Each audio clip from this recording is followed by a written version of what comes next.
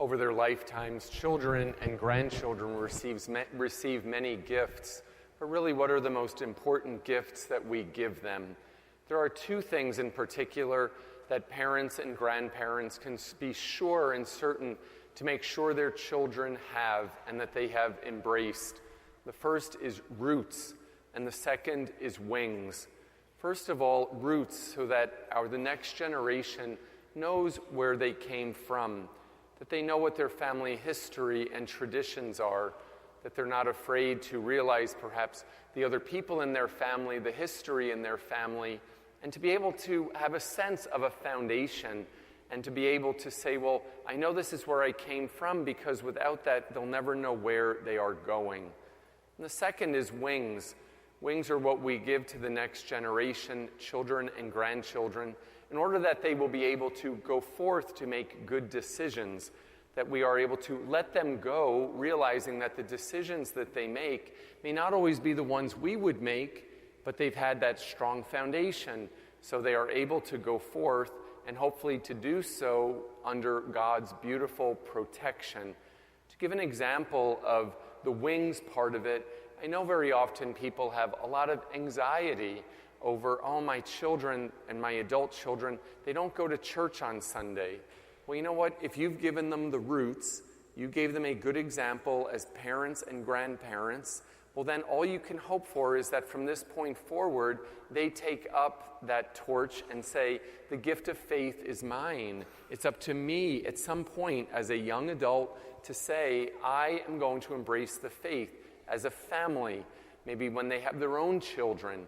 So don't lose hope, but also don't nag them about it, because when you nag, it drives people further and further away. If you've given them good roots, a good foundation, then we allow God to be able to take over.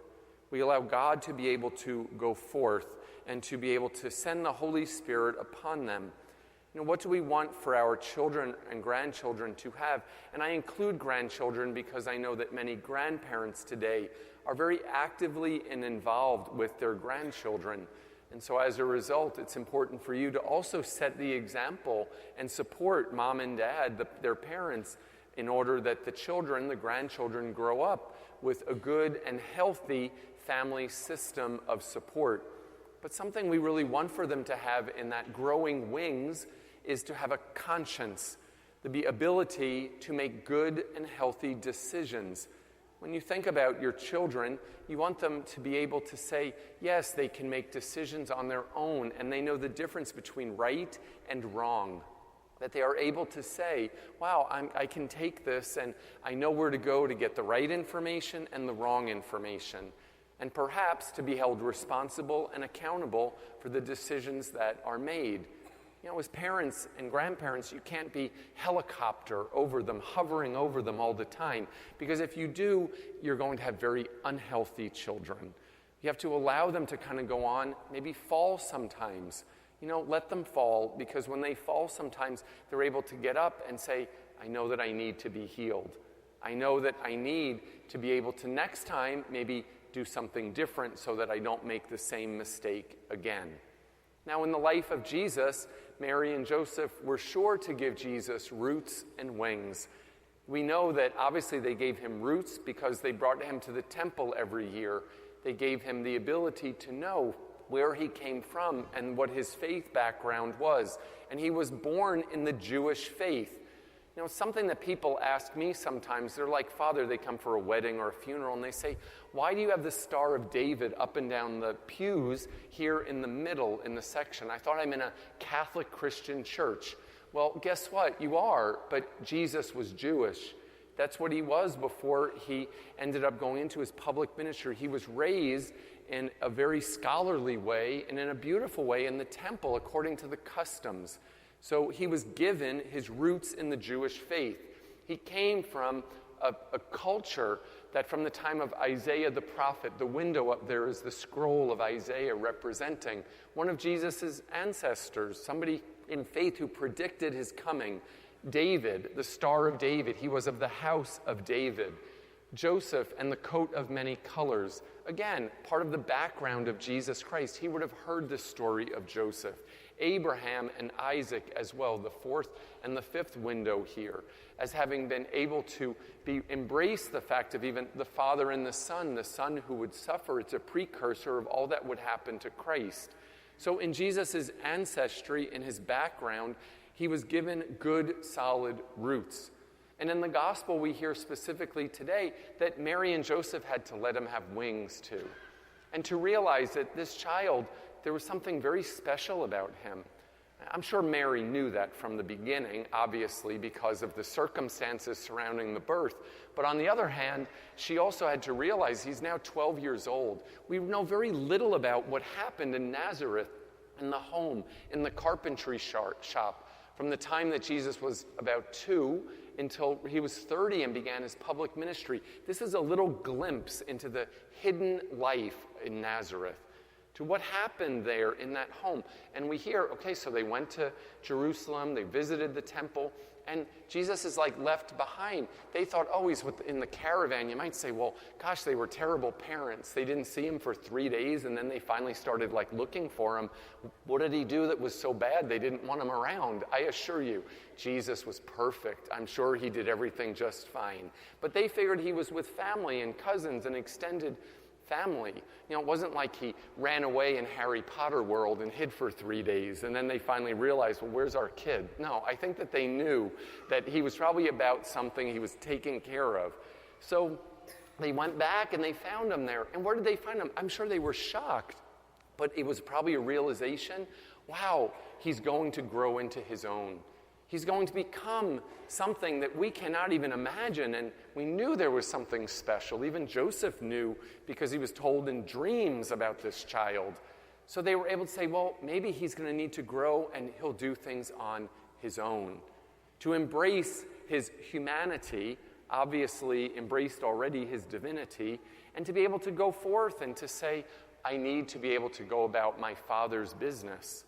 And you know, Jesus really in many ways had more family than anybody. He may have been an only child in that home in Nazareth, but he had a lot of family. First of all, he had a family in the Trinity with the Father, the Son, and the Holy Spirit in a relationship of love that we can only model and think about in our own relationships.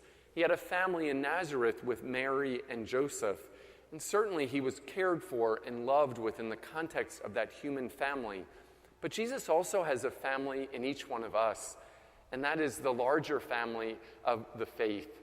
That is the brothers and sisters, all being children of God, all of us being his adopted sons and daughters. So today we think about family, and we think of the holiness of the family, and we think about maybe our own family structure.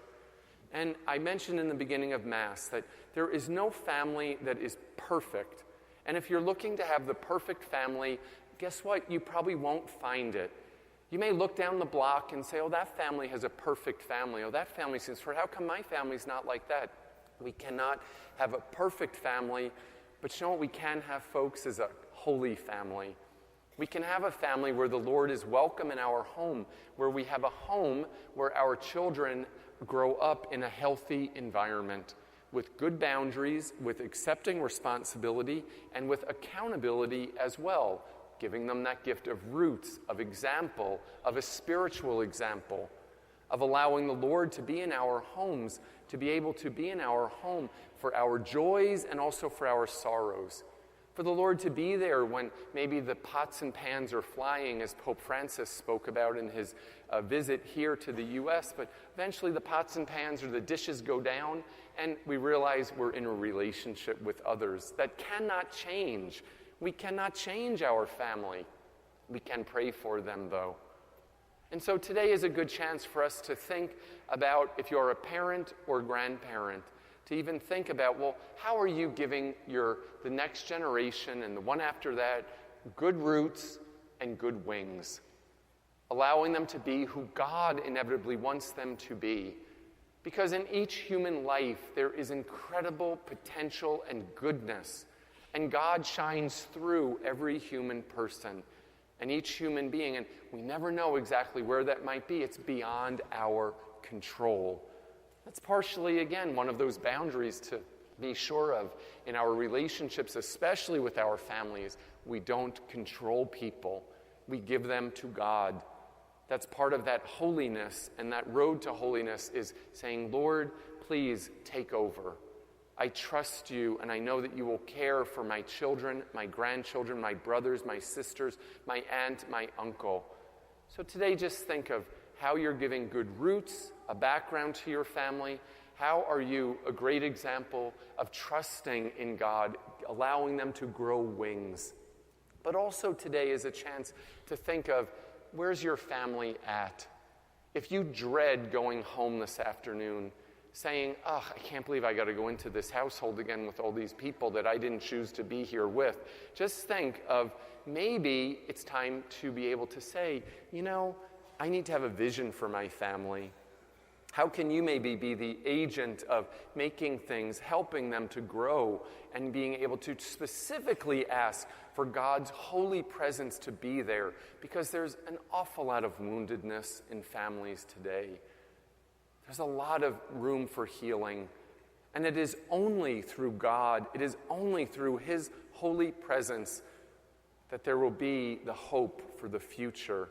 For your family, for my family, for all of our families, for the beauty of our Catholic Christian family as well. So what is your vision as you go forward? Your thoughts, your goals for your family to be a domestic church, a sanctuary, a place of peace, a place of joy, a place where God is welcome.